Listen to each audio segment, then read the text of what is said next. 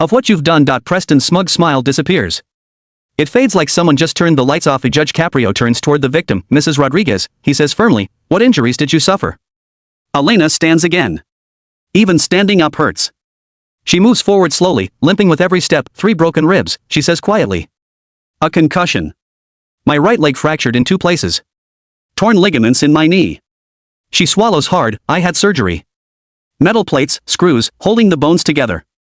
I was in the hospital for 3 days. Then physical therapy for 6 weeks. Her voice shakes. I'm still in therapy. Judge Caprio's expression tightens. Are you able to work? Yes, Elena says, but it's difficult. I can't stand for long. My leg swells up. It burns. It aches. She wipes her face. I take pain medication, but I have to be careful. I'm a nurse. I have to stay alert. People's lives depend on me. Her eyes fill with tears. Some nights I come home and I can barely walk. My kids have to help me. She looks down. They shouldn't have to do that. They're just babies. The courtroom is silent. Judge Caprio asks gently, what about the financial impact? Elena's voice breaks. My medical bills were over $40,000. Insurance covered most of it, but I still owe $6,000. She exhales sharply. I had to use my savings.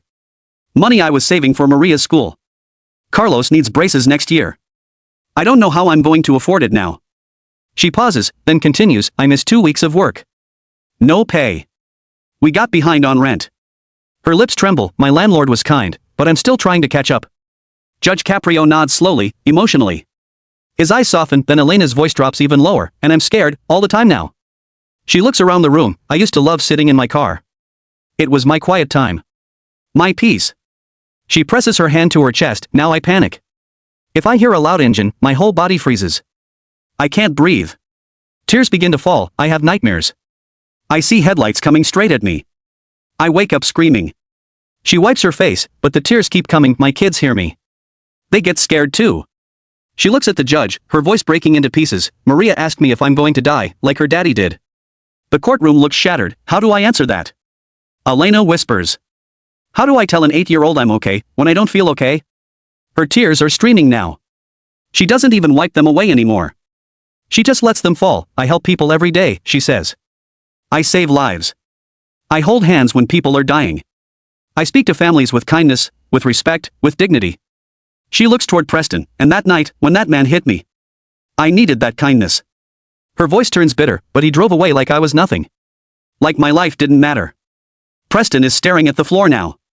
His jaw clenched tight. Judge Caprio turns to him, Mr. Whitmore. Do you have anything to say to Mrs. Rodriguez? Preston finally looks up, and for the first time, he looks at Elena, really looks at her, not as a case file. Not as a problem. As a human being. She stands there in scrubs. Limping. Crying. Broken because of him. Preston opens his mouth. He stops. His eyes flick toward his lawyer. The lawyer gives a slight nod. Preston clears his throat. I'm sorry you got hurt, he says. That's it, just those 5 words. Elena's face collapses like something inside her just snapped. She turns away and walks back to her seat, every step slow. Every step painful. The entire courtroom watches her. Judge Caprio slowly sets his pen down. He removes his glasses again and stares at Preston for a long moment, then he speaks, Mr. Whitmore. I have been a judge for a very long time.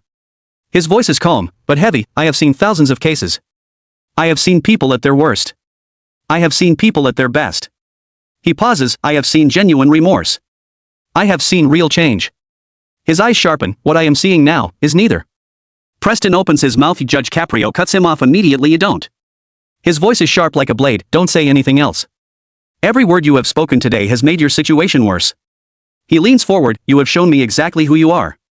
A young man who believes rules are for other people. A young man who believes money and influence matter more than decency. He shakes his head slowly. A young man who treats other human beings like inconveniences.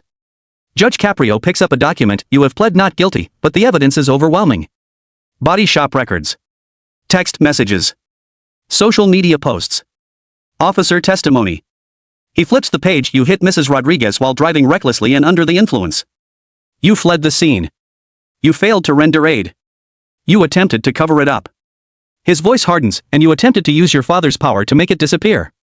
Preston's lawyer stands quickly. Your Honor, we'd like to request, sit down. Judge Caprio snaps. The lawyer sits instantly. Judge Caprio inhales deeply. I am ready to deliver my ruling. The entire courtroom leans forward. Even the people standing in the back strain to hear. Preston's face is pale now. The arrogance is gone. For the first time, he realizes something terrifying, that he might not walk out of this courtroom today. Judge Caprio speaks clearly. Preston Whitmore 3. I find you guilty on all charges. The words hit like thunder. Reckless driving. Leaving the scene of an accident causing injury. Failure to render aid. Driving under the influence. Attempting to obstruct justice. Preston's knees buckle slightly. His lawyer grabs his arm to steady him. Judge Caprio continues, the sentencing for these crimes is as follows. He picks up his pen and begins writing as he speaks, making every word official. First, financial penalties. He looks up. You will pay a fine of $25,000 to the state. Preston blinks. You will also pay full restitution to Mrs. Rodriguez for medical expenses, lost wages, and pain and suffering. He taps the paper. This court calculates that amount to be $82,500. He pauses. Total due, $107,500. The room gasps. Preston's mouth falls open. What? He blurts out. That's insane. Judge Caprio looks at him calmly. Would you like to add contempt of court to your charges? Preston shuts his mouth instantly. His face burns red. His hands tremble. Judge Caprio continues. Second, your driver's license is suspended for 1 year. He emphasizes every word. Not 30 days. Not 90 days. 1 full year. His voice grows cold. You will not drive. You will not sit behind the wheel of any vehicle. If you are caught driving, you will go to jail. He pauses. Do you understand? Preston nods quickly, not trusting himself to speak. Third, community service. Judge Caprio doesn't blink. You will complete 300 hours. Preston's lawyer stands again. Your Honor, that's excessive. For it is not excessive. Judge Caprio interrupts. It is appropriate. Then he turns directly to Preston, and here is where you will complete those hours. He lets it hang for a second. Rhode Island Hospital. The emergency room. Gasps fill the courtroom. Preston's eyes widen. You will work as a volunteer aide. You will clean rooms. Transport patients. Empty bedpans. Mop blood off floors. He leans forward. You will do whatever the nurses tell you to do, including Mrs. Rodriguez. Elena's eyes go wide. Judge Caprio continues. Every Saturday and Sunday for the next 8 months. 6 a.m. to 2 p.m. He raises a finger. No exceptions. No cancellations. No calling in sick, unless you are hospitalized yourself. He turns a page. You will wear a bright yellow vest that reads community service. Preston's face goes from red to white. You will check in with the volunteer coordinator. You will receive a signature from your supervisor every day. Judge Caprio's voice becomes iron, and that supervisor will be Elena Rodriguez. Preston stumbles backward. You can't do that, he says. You can't make me. Judge Caprio stares at him. I absolutely can. And I am. He leans forward. You showed no concern for her pain when you hit her. You did not care about her fear. Her life. His voice rises. Now you're going to see her life up close. You're going to see what she does. You're going to see the people she saves. He points at Preston, and you're going to do it under her supervision. Preston's voice shakes with rage. This is humiliating. Judge Caprio nods. Good. He pauses. Maybe humiliation will teach you what privilege never did. Then he continues. Fourth, you will write a letter of apology. His eyes narrow. Handwritten. Not typed. Not dictated. Not written by your lawyer. He taps the desk. 3,000 words minimum. The courtroom murmurs. You will explain what you did. Why it was wrong. How it affected her. What you learned. He points again. This letter will be submitted to the court. I will read it. His voice drops, and if I do not believe it is genuine, you will write another. Preston's fists tighten. His chest rises and falls fast like he's about to explode. Judge Caprio continues. Fifth, you will create a public service announcement. A video. 5 minutes long. He looks directly into Preston's eyes. About reckless driving. About hit-and-run accidents. About responsibility. The court will review it. If it meets standards, it will be shown in every high school in Rhode Island. And it will be posted on the court's social media. He pauses. Your face. Your voice. Your mistake. For everyone to see. Preston's eyes go wide. No, he I could have your job gone by lunch. Those words hang in the air inside Providence Municipal Court. The entire room goes still. Every face turns toward the bench. Did he really just say that? To Judge Frank Caprio, the young man standing in front of the court doesn't look nervous. He doesn't look afraid. He looks annoyed. Like this is a waste of his time. His name is Preston Whitmore 3.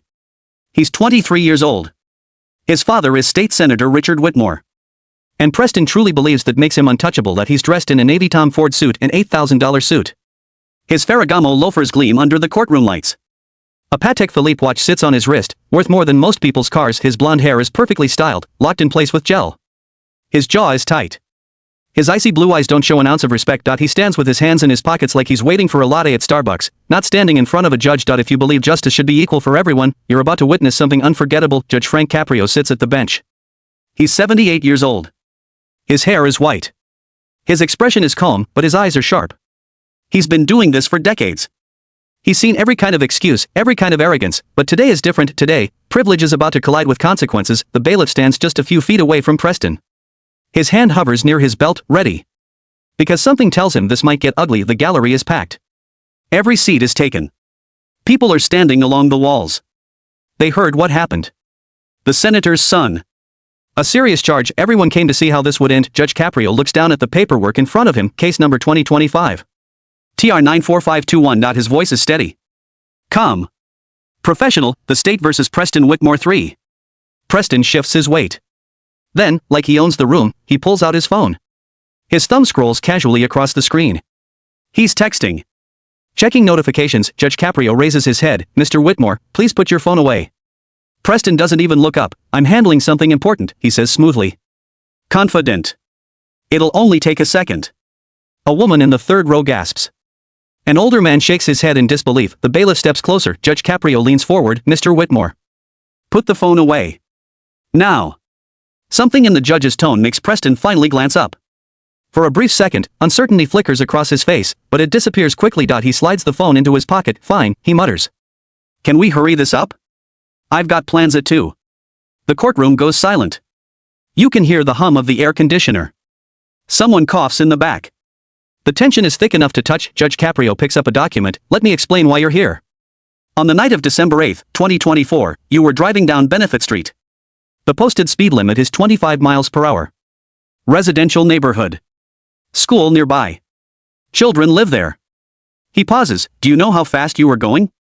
Preston shrugs. I don't really remember. 73 miles per hour, Judge Caprio says. He lets the number hang in the air. 73, in a 25. Murmurs ripple through the gallery. Someone whispers, oh my God. But that isn't the only reason we're here. The judge continues. At 9:47 p.m., your vehicle struck a parked car. Inside the car was Mrs. Elena Rodriguez.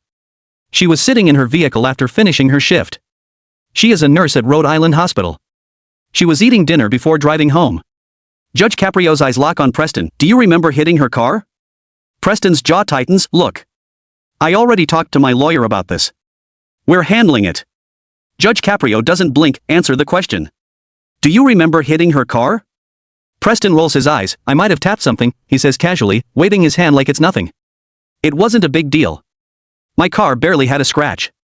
A man in the gallery stands up in anger. The bailiff moves quickly toward him. Sit down, the bailiff orders. The man sits, but his face is red with rage. Judge Caprio turns toward the crowd. Mrs. Rodriguez, are you here today?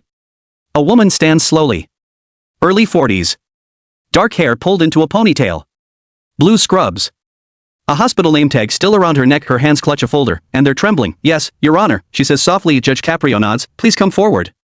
Elena walks toward the front. But she doesn't walk normally. She limps. Her right leg drags slightly with every step. Preston watches her approach. His face doesn't change. No guilt. No shame. No sympathy and nothing. Judge Caprio speaks gently. Mrs. Rodriguez, please tell the court what happened that night. Elena takes a deep breath. I work evening shifts, she says. I'm an ER nurse. That night I worked from noon until 9. 9 hours on my feet. Running. Helping people. Saving lives. Her voice cracks. She swallows hard. I have 2 children. Maria is 8. Carlos is 5. They were home with my mother. Tears fill her eyes. I hadn't eaten all day, so I stopped at the grocery store. I bought a sandwich, turkey and cheese. It cost $4. Her voice trembles. I sat in my car outside my apartment. I was exhausted. I just wanted 5 minutes of quiet before I went inside. Before homework. Before laundry. Before everything. She wipes her face. I was taking a bite when I heard an engine. It was loud. Too loud. Then everything went white. Glass exploded. My head slammed into the steering wheel. My leg was crushed between the door and the seat. Her eyes widen. I couldn't move. I couldn't breathe. I thought I was dying. And while she speaks, Preston glances down at his wrist. He checks his watch, actually checks his watch while she's describing the moment her life changed. People in the gallery notice. A woman covers her mouth. A man clenches his fists. Elena continues, when the airbag settled. I looked out my window. I saw red tail lights driving away. Her voice becomes a whisper. He didn't stop. He didn't check if I was alive. He didn't call for help. She wipes her tears again. He left me bleeding, alone, in the dark. Judge Caprio's expression tightens. Did anyone help you? My neighbor, Elena says. Mr. Chun. He's 74 years old. He heard the crash. He ran outside. He called 911. He held my hand until the ambulance came. She looks down. I work in an emergency room. I help strangers every day. That night, I was the emergency. And the person who hurt me didn't care enough to stop. Judge Caprio nods slowly. Thank you, Mrs. Rodriguez. Please take your seat. Elena limps back to her chair. Every step looks painful. The courtroom watches her. Everyone, except Preston. He's staring up at the ceiling like he's bored. Judge Caprio turns back to him. Mr. Whitmore. Do you have anything to say to Mrs. Rodriguez? Preston looks at the judge, not at Elena. My insurance will cover her car, he says. So I don't really see the issue. Things happen. Move on. The courtroom erupts. People shout. Voices rise. Anger explodes like fire. The bailiff raises his hands. Order. Order in the court. It takes nearly a full minute for silence to return, but the fury stays in the air like smoke. Judge Caprio's face is stone. Things happen, he repeats. Move on. His voice grows colder. You drove nearly 50 miles over the speed limit. You struck a vehicle. You injured a woman. You fled the scene. And your response is, move on. Preston sighs like the judge is the problem. Look, I know you have to do your job, he says. But can we be realistic? My father is Senator Richard Whitmore. He knows the governor. He knows the attorney general. He knows everyone who matters in this state. He smirks. We can make this whole thing disappear. Everyone wins. Silence, total silence. Judge Caprio leans back. Slowly removes his glasses. Cleans them carefully with a cloth, but he takes his time with the room, holds its breath. Finally, he speaks. Let me make sure I understand you correctly. He places his glasses back on. You believe your father's position means you don't have to follow the law? Preston shrugs. I think it means we can work something out. He actually smiles. No offense, but what's the point of having connections if you don't use them? That's just smart. Judge Caprio writes something down, then he looks up. Officer Martinez, please approach. A police officer in uniform stands from the front row. His badge reads Martinez. He walks forward and takes the stand. He is sworn in. Judge Caprio speaks. Officer Martinez, you responded to this incident? Yes, Your Honor. I arrived at 10:03 p.m., Martinez says. Mrs. Rodriguez was still inside her vehicle. Paramedics were treating her. The driver's side was destroyed. The door was crushed.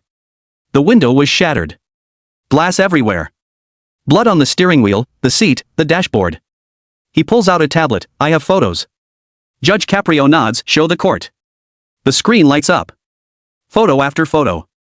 Elena's car looks like it was folded in half. Blood stains the interior.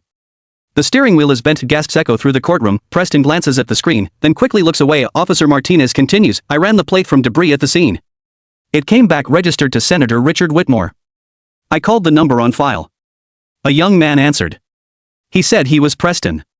I asked if he'd been in an accident. He said no. Martinez pauses, then he laughed, and hung up. Judge Caprio's eyes narrow. He hung up on you? Yes, sir. I called back. Went to voicemail. I left a message explaining leaving the scene of an injury accident is a serious crime. He never returned my call. Martinez looks directly at Preston, THRE. She asks, no. Preston replies quietly, good. Room 7 just opened up, Elena says. It's yours. Preston walks toward room 7 and pushes the door open. The smell hits him instantly. Vomit. Blood. Sweat. The sheets are stained. The floor is marked with bloody footprints. The trash bin is overflowing with used gauze, gloves, and medical waste. His stomach twists. For a second, he wants to turn around. Walk out. Leave. Quit, but he can't. This is his consequence. He pulls on the gloves and forces himself forward. He starts cleaning. It takes him an hour to finish one room. 1 hour. Elena checks his work. She points to the corners he missed. The streaks on the counter. The spots he didn't wipe properly again, she says. So he does it again. By noon, he has cleaned 4 rooms. His back is aching. His hands burn from bleach water. His knees throb from scrubbing the floors. He hasn't sat down once. He's drained. Elena finds him in the supply closet. Lunch break, she says. 30 minutes. Then you're transporting patients. Preston eats a sandwich from the vending machine. It costs $6.6 for dry bread and processed turkey. He thinks about the restaurants he used to go to. $50 steaks.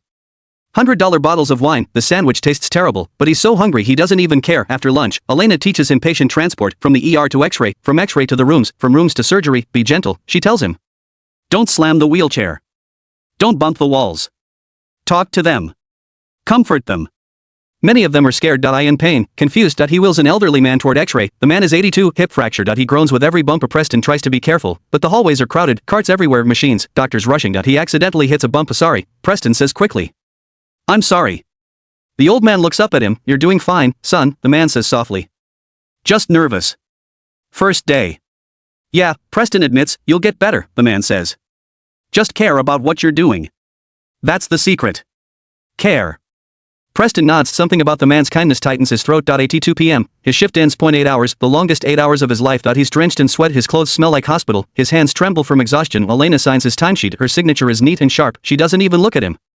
Just signs, hands it back. Same time tomorrow, she says. Then she walks away. Preston goes home and collapses on his bed. Every muscle screams. He falls asleep fully dressed. When he wakes up, it's dark. His phone shows 20 missed calls of friends wanting to party, invitations, plans. He ignores all of them. He has to wake up at 5 a.m. again, and it continues every Saturday.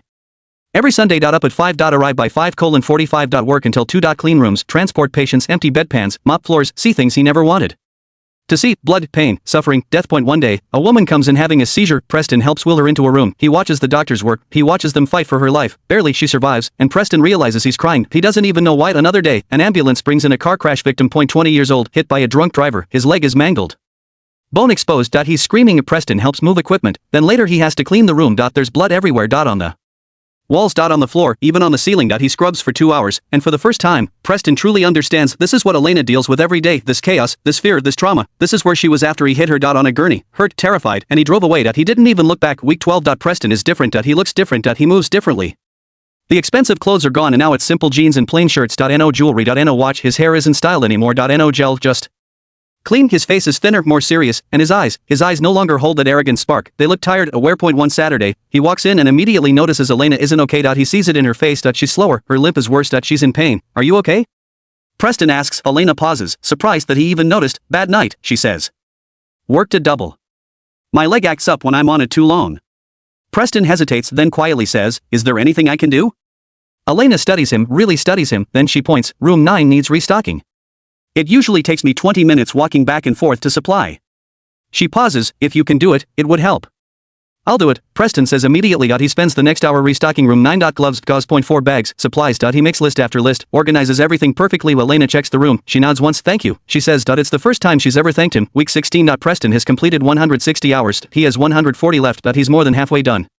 But something strange happens. He doesn't want to quit anymore. He actually starts looking forward to Saturdays, not because it's easy. It's not, but because it matters. He helps an elderly woman get to the bathroom. She has no family. No visitors. She's confused and scared. Preston holds her hand, tells her she's safe. She smiles and calls him a good young man. A kid comes in with a broken arm. 7 years old, crying, terrified. Preston kneels beside him. Hey buddy, he says gently. I broke my arm once too. He lifts his sleeve and shows a scar. It hurt bad. But the doctors here are amazing. They'll fix you up. The kid sniffles. Really? Really, Preston says. And you'll get a cool cast. Your friends will want to sign it. The kid stops crying. The mother mouths thank you. Preston nods. Week 20. Preston finishes early, all 300 hours complete. Sharon, the volunteer coordinator, prints his certificate. She shakes his hand. You did good, she says. Better than good. You showed up every day. On time. Worked hard. She smiles. Elena says you became a real asset. Elena said that? Preston asks, shocked. She did, Sharon replies. High praise from her. She doesn't compliment anyone. Preston finds Elena in the break room. She's eating a granola bar, her lunch. She works 12-hour shifts and barely gets time to breathe. I finished my hours, Preston says. Elena nods. I know. Sharon told me. Preston takes a breath. I wanted to thank you. For supervising me. For teaching me. For not making this harder than it had to be. Elena sets the granola bar down. You're welcome, she says. And you did better than I expected. She looks at him. I'll be honest. The first day, I wanted to make your life miserable. I wanted you to suffer. She pauses, but then I watched you work. I saw you change. Her voice softens. That's not easy. Most people don't grow.